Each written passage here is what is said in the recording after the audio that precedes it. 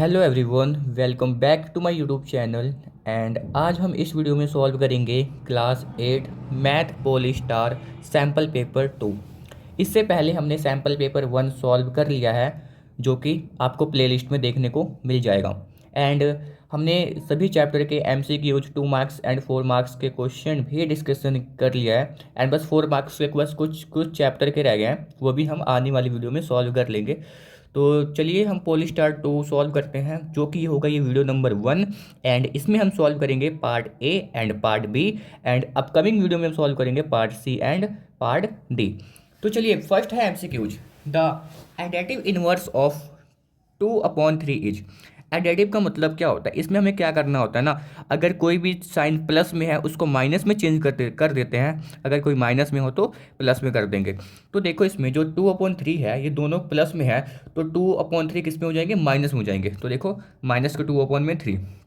और हाँ, multiplicative inverse क्या होता है? जो ये वैल्यू होती है ना, ये रेसिप्रोकल हो जाता है। तो हमें ऐसे क्या करना है ना, एमसीक्यूज को ना रिलेट करते हुए चलना है ना, तभी हमें पेपर में हेल्प मिलेगी और हमें हमारे जो कॉन्सेप्ट है वो ज़्यादा क्रिस्टल एंड क्लियर होगा।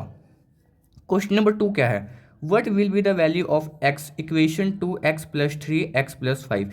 इसमें बोला है ना, इसमें एक्स की वैल्यू बतानी है। तो एक्स की वैल्यू बताना है तो हमें एक बार बस सॉल्व करना पड़ेगा। सॉल्व कैसे करेंगे?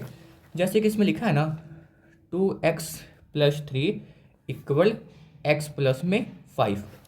इसमें हम क्या करेंगे ना, x वाली वैल्यू को एक साइड लिखेंगे, ये 2x है।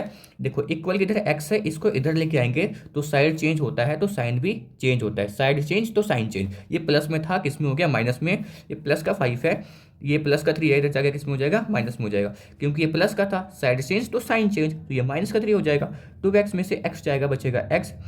5 में से 3 गया, बचा 2। तो x की वैल्यू कितनी आ गई? 2 आ गई।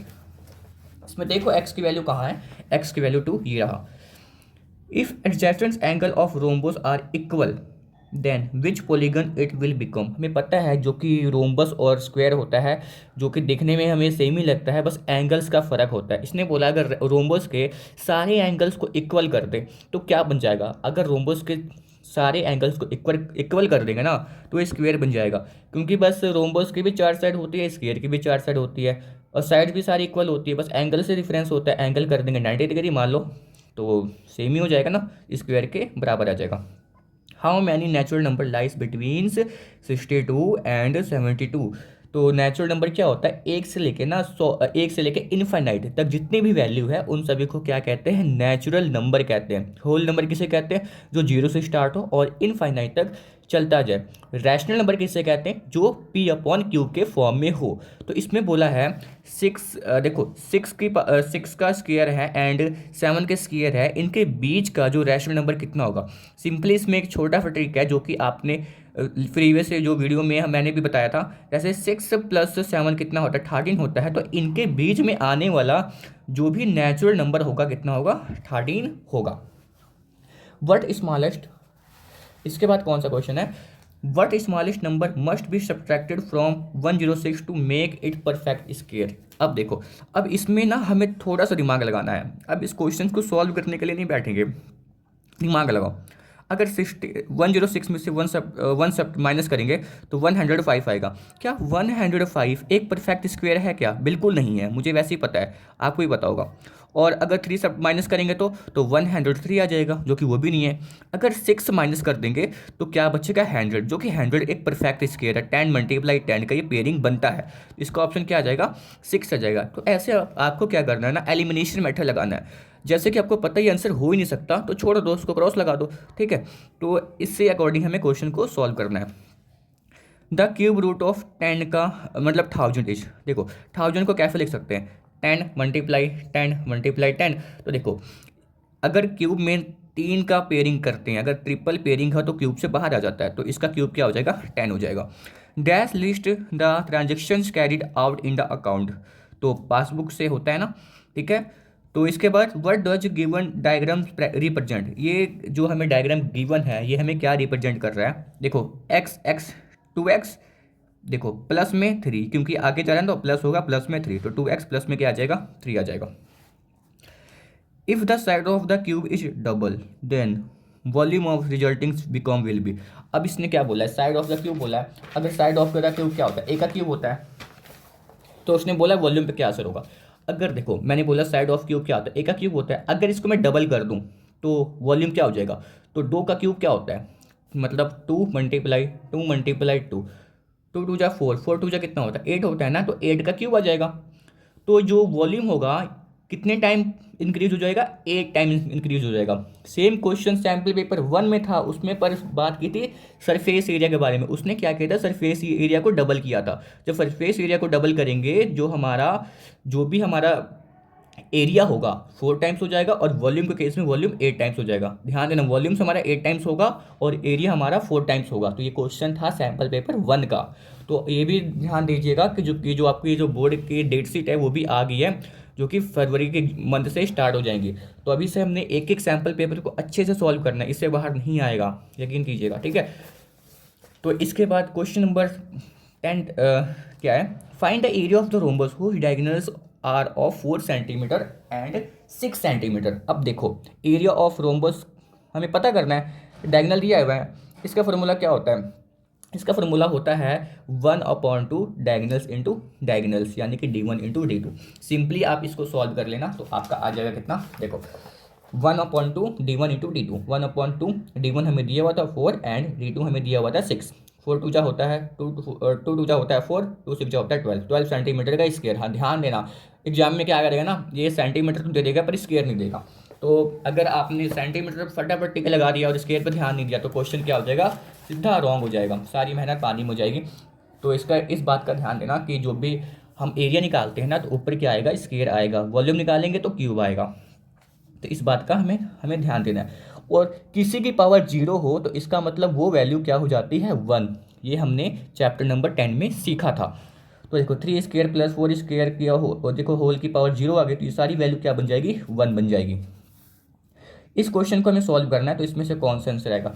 मैं इसको सॉल्व करता हूँ बहुत आसान तरीके से। देखो 3.03 है ना, पॉइंट हटाएंगे नीचे आएगा 1, पॉइंट के बाद 1 2 डिजिट है, नीचे 2 0 आएगा, मल्टीप्लाई 10 की पावर 6 है, तो यहाँ पे 1 2 3 4 5 6 0 आएगा, 2 0 फिर 2 0 कैंसिल हो गया, 3 0 3 1 2 3 4 3 0 3 1 2 3 4, ये हमारे क्या हो गया, हमारा आंसर हो गया। इसमें देख लो यानी कि 303 1 2 3 4 5 नहीं, 303 1 2 3 4, हाँ ये हमारा होगा ऑप्शन नंबर सी।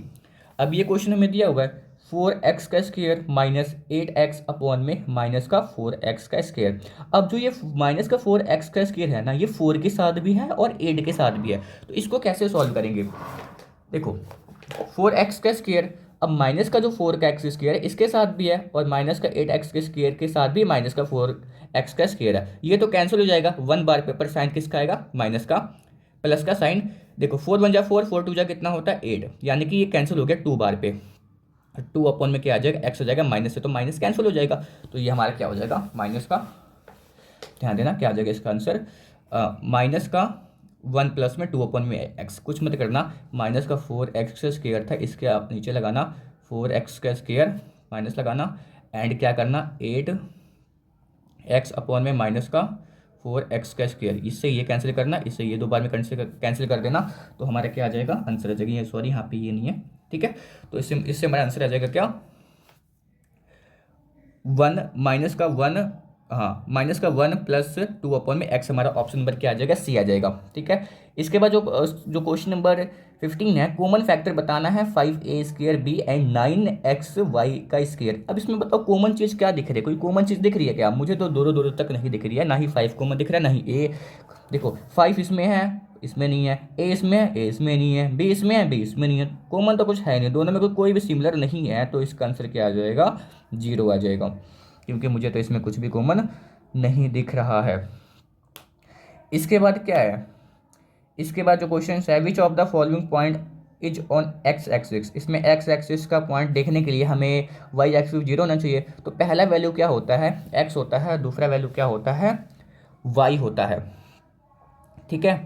तो देखो वाई एक्सिस कहाँ पे 0 है, इसमें 0 नहीं है, इसमें 0, देखो इसमें वाई एक्सिस 2 है, इसमें 2 है, इसमें 3 है, इसमें 0 है, इसे क्या ऑप्शन मिलेगा? डी हो जाएगा। इसमें 1 आएगा क्योंकि ना हमने कॉमन निकालना है। अगर 1 को मान लो बाहर निकाल लेते हो और 5a² रखते हो और बाद में इसको भी रखते हो, मल्टीप्लाई करोगे तो भाई यही ना वैल्यू आएगी, तो इसका 1 लगा लीजिएगा, ठीक है, 0 मत लगाइएगा।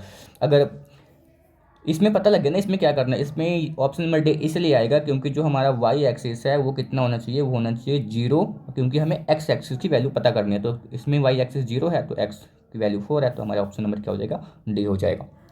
तो which of the followings is associated property of addition, हमने प्रीवियस लेक्चर में भी सॉल्व किया था, तो क्या आ जाएगा? ऑप्शन नंबर सी हो जाएगा। ट्रू फॉल्स, इसमें क्या बोला है ना, 2x+3 = 5y-2 is not linear equations in one variable. तो इसने बिल्कुल सही बोला है, क्योंकि देखो linear equation in one variable का मतलब क्या है? वन वेरिएबल का मतलब अल्फ़ाबेट सेम हो, यानी कि यहाँ भी x है तो यहाँ भी x होना चाहिए, यहाँ भी y है तो यहाँ भी y होना चाहिए। तो इसने क्या बोला है, यहाँ x है यहाँ y है, तो ये सही में not linear equation in one variable है, तो ये ट्रू हो जाएगा।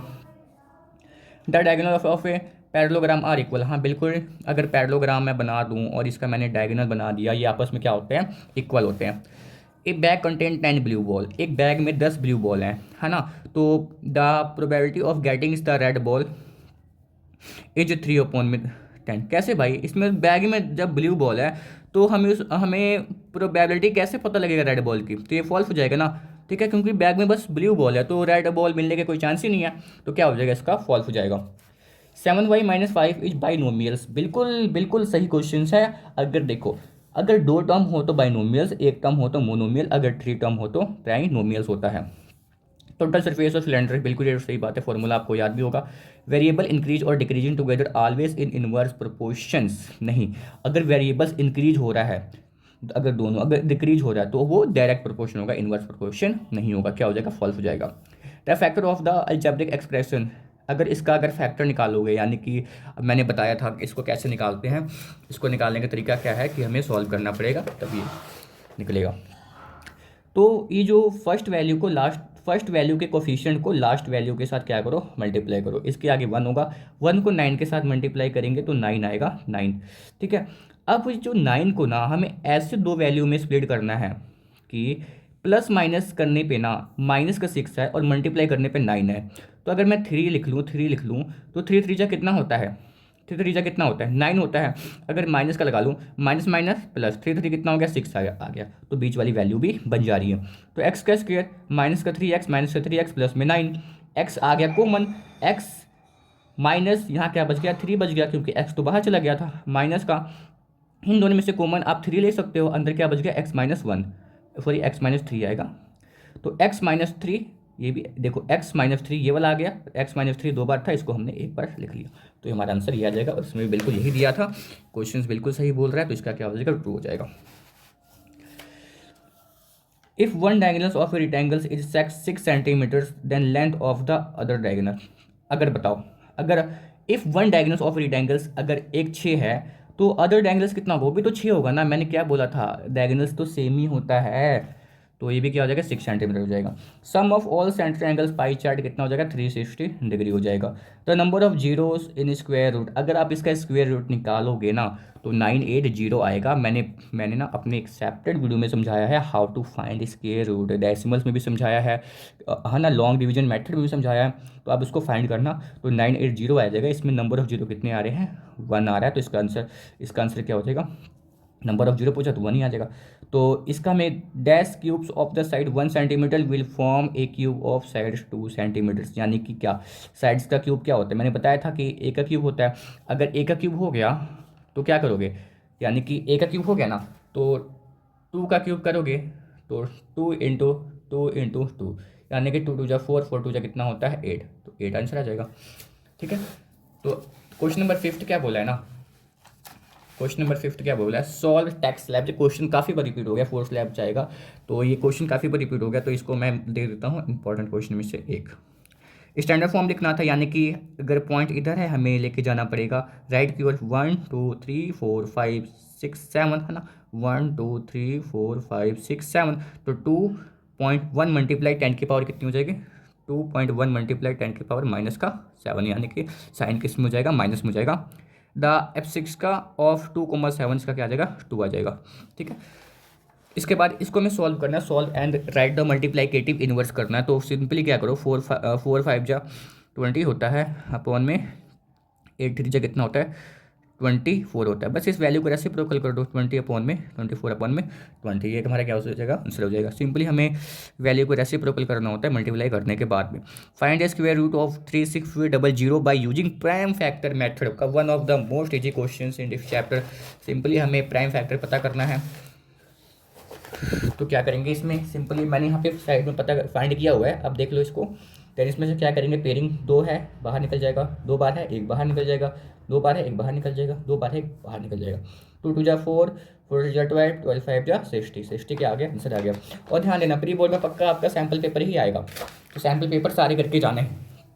10 देखो इसको सॉल्व करना है। 4 का क्या बोला है, 4 का क्यूब -3 का क्यूब। अगर 4 का क्यूब करेंगे 4 4 4 यानी कि 64, 3 3 3 यानी कि 27, माइनस करेंगे तो कितना आ जाएगा 37 हमारा आंसर आ जाएगा।